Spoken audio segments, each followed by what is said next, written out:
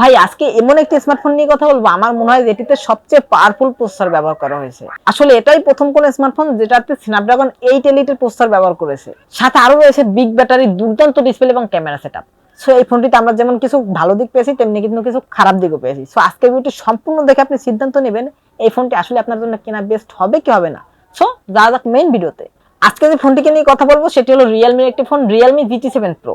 So এই ফোনটির ডিজাইনটি কিন্তু দেখতে এমনই, দেখতে আপনার কাছে কেমন লাগছে অবশ্যই কমেন্টে জানিয়ে যাবেন। ফোনটির তিনটি কালার ভ্যারিয়েন্টে মার্কেটে পেয়ে যাবেন: গ্যালাক্সি গ্রে, স্টেলার হোয়াইট এবং মার্স অরেঞ্জ। ফোনটির রিয়ার প্যানেলে এক ধরনের শাইনি গ্লোসি ফিনিশ দেওয়া হয়েছে, যার কারণে দেখতে সুন্দরই লাগছে এবং হ্যান্ড ফিলটা সুন্দর পাবেন, মানে হাতে ধরে সুন্দর একটি ফিল পাবেন। এবং রিয়ার প্যানেলে রয়েছে ট্রিপল ক্যামেরা সেটআপ, তবে ক্যামেরার লেন্সগুলো কিন্তু বেশ বড় বড়, আশা করা যায় পিকচার কোয়ালিটি ভালোই পাবেন। এবং ফ্রেমটি কিন্তু ফ্ল্যাট, তবে ম্যাট ফিনিশ দেওয়া হয়েছে। এবং ফ্রেমটি ফ্ল্যাট এবং ম্যাট ফিনিশ থাকার কারণে হ্যান্ডফিলটা কিন্তু আসলে সুন্দর পাবেন। ওই যে বললাম, হ্যান্ডফিল সুন্দরই পাবেন। পোর্শন বাটন নিয়ে কথা বলতে গেলে ফোনটির রাইট সাইডে রয়েছে একটি ভলিউম বাটন এবং একটি পাওয়ার অন বাটন, এবং লেফট সাইডে কিছুই নেই।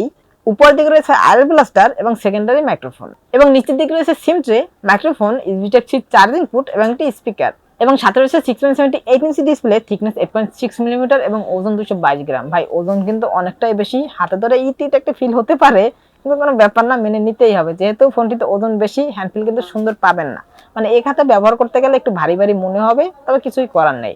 এবং ফোনটির ফ্রেমটি কিন্তু অ্যালুমিনিয়ামের তৈরি। ফোনটির ডিসপ্লে সেকশন রয়েছে 6.78 ইঞ্চি একটি কার্ভ অ্যামোলেড প্যানেলের ডিসপ্লে। তবে ভাই কার্ভ কিন্তু খুব বেশি না, মানে মিসটাচ হবে না, টাচ কিন্তু ঠিকঠাক লাগবে, হালকা কার্ভ, যে কারণে দেখতে খুব সুন্দর লাগে এবং টাচেরও কোনো রং হবে না, মিসটাচ হবে না। এবং সাথে রয়েছে 120 হার্জ রিফ্রেশ রেট এবং ডিসপ্লে রেজোলিউশন হিসেবে রয়েছে 2780x1264 পিক্সেল, এবং পিক ব্রাইটনেস হিসেবে রয়েছে 6500 নিটস পিক ব্রাইটনেস। সব বুঝতেই পারতেছেন কত দুর্দান্ত লেভেলের একটি ডিসপ্লে, মানে ব্রাইটনেসের কোনো ঘাটতি মিলবে না। ইনডোরে ভালো ব্রাইটনেস পাবেনই, তবে আউটডোরে ডিরেক্ট সানলাইটেও ব্রাইটনেসের কোনো ঘাটতি মিলবে না, অনেক সুন্দর ব্রাইটনেস পাবেন। এবং ফোনটির উপর ঠিক সেন্টার রয়েছে একটি পাঞ্চুয়াল সেলফি ক্যামেরা। এবং চিন বেজেল নিয়ে কথা বলতে গেলে ভাই চিন বেজেল একদমই সিমেট্রিক্যাল করা হয়েছে, একদমই ন্যারো করা হয়েছে, দেখতে ভালোই লাগবে। এবং প্রসেসর হিসেবে ব্যবহার করা হয়েছে বললাম সবচেয়ে শক্তিশালী, মানে কোয়ালকম স্ন্যাপড্রাগন 8 এলিট প্রসেসর।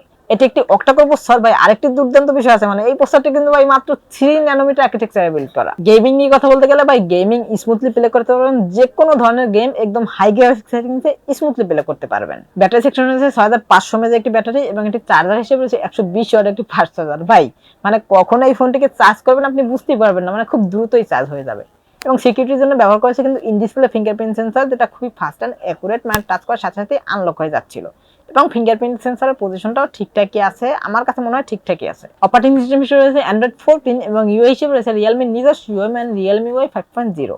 এবং এই ইউআই নিয়ে কথা বলতে গেলে ইউআই কিন্তু একদম দুর্দান্ত লেভেলের। ভাই ইউআই তে কোনো প্রকার কোনো ল্যাগিং ইস্যু মিলেনি, তবে অপ্রয়োজনীয় কিছু অ্যাপস আছে, এগুলো আপনারা চাইলে ইনস্টল করে দিতে পারবেন। তবে রিয়েলমি ইউআই সম্পর্কে তো আপনারা জানেনই ভাই, রিয়েলমি ইউআই তে কিন্তু অ্যাড আসে, এটা একটু বিরক্তিকর কারণ, তবে এছাড়া কোনো ঘাটতি নেই, মানে কোনো ল্যাগিং ইস্যু নেই, অন্য কোনো প্রবলেম নেই। ফোনটির রিয়ার প্যানেল রয়েছে ট্রিপল ক্যামেরা সেটআপ, যার মেইন শুটারটি 15 মেগাপিক্সেল একটি শুটার, এবং এটিতে কিন্তু ওয়াইড সাপোর্ট রয়েছে। এবং সাথে আরো একটি রয়েছে 15 মেগাপিক্সেলের টেলিফটো ফ্রেস্কোপিক লেন্স, এবং এটি দিয়ে কিন্তু আপনারা সর্বোচ্চ 3x পর্যন্ত অপটিক্যাল জুম করতে পারবেন, এবং এটিতেও কিন্তু ওয়াইড সাপোর্ট রয়েছে।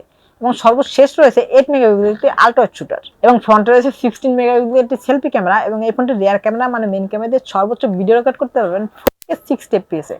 সো ক্যামেরা কিন্তু একদম দুর্দান্ত লেভেলের পাবেন। ভাই ক্যামেরা নিয়ে মানে কোনো কথা বলার কোনো অপশন নেই, কালার বলেন, শার্পনেস বলেন, ডিটেইলস বলেন, সবকিছু ঠিকঠাকই আছে, পিকচার কোয়ালিটি খুবই সুন্দর পাবেন। তবে প্রাইস নিয়ে কথা বলতে গেলে ভাই প্রাইস এই মুহূর্তে বলা যাচ্ছে না, প্রাইস এখনো বাংলাদেশে লঞ্চ যেহেতু হয়নি, বাংলাদেশে লঞ্চ হলে বলা যাবে। এবং এই ফোনটি কিন্তু খুবই দুর্দান্ত একটি ফোন হবে, যদি এই পারফরমেন্সই আসে, আর ভাই বলা লাগবে না, খুব দুর্দান্ত একটি ফোন হবে।